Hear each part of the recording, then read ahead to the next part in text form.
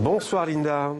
Ça va, je vous dérange pas trop Linda? J'arrive, je finis mon chapitre. Ça fait plaisir de voir quelqu'un qui n'est pas avec un téléphone portable à la main, mais avec un livre, voyez-vous. Ouais. Excusez-moi, je prenais mon traitement, c'est... oups, Traitement? j'ai enlevé mes lunettes. Oui, c'est ma psy qui me l'a prescrit. Elle dit que lire, ça aide à soigner les problèmes de santé mentale. Ne vous inquiétez pas, là, c'est rien, c'est juste un petit truc passager.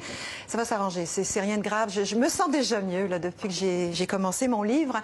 C'est ce qu'on appelle la bibliothérapie, Mohamed. Cherchez pas dans le dictionnaire, hein, ça n'existe pas en français, mais la bibliothérapie, en anglais, ça c'est un mot puisque ça vient des États-Unis et c'est un courant qui explose depuis les années 2000. La bibliothérapie, c'est utiliser les livres pour se soigner, pour aller mieux.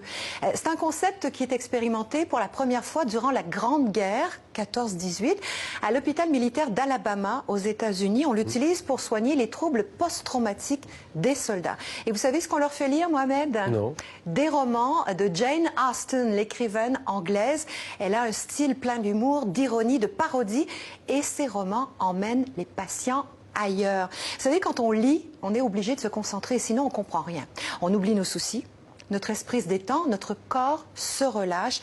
La lecture, c'est un anti-stress plus efficace que de marcher ou d'écouter de la musique, selon les études. Se perdre dans un livre, c'est la relaxation ultime.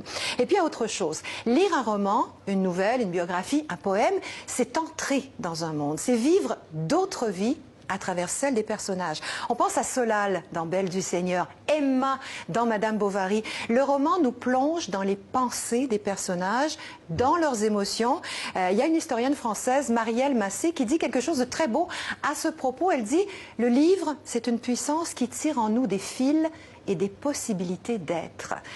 Quand vous étiez petit, Mohamed, est-ce que vous lisiez Le Club des 5? Ah bien, comme beaucoup. Oui, hein, vous connaissez. Ce sont des aventures, des romans d'aventure de préados qui enquêtent pour tenter de résoudre des énigmes. Et bien moi, je m'identifiais tellement au personnage qu'on s'était fabriqué des cartes de détective avec ma meilleure amie Nathalie. On jouait aux détectives, on incarnait nos héros littéraires. Et c'est pas tout. Lire, ça stimule le cerveau.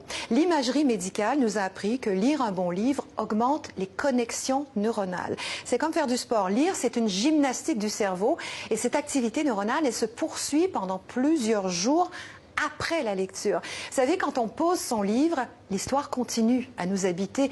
Là, je suis en train de vous parler et il y a encore des passages que j'ai lus tout à l'heure qui résonnent dans mon esprit.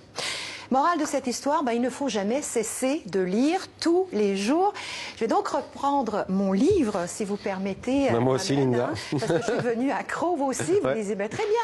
Je suis devenue accro, mais ne vous inquiétez pas, je me soigne. C'était l'humeur de Linda, Linda Giguère. Merci Linda, à jeudi. Avec plaisir. Pour d'autres aventures.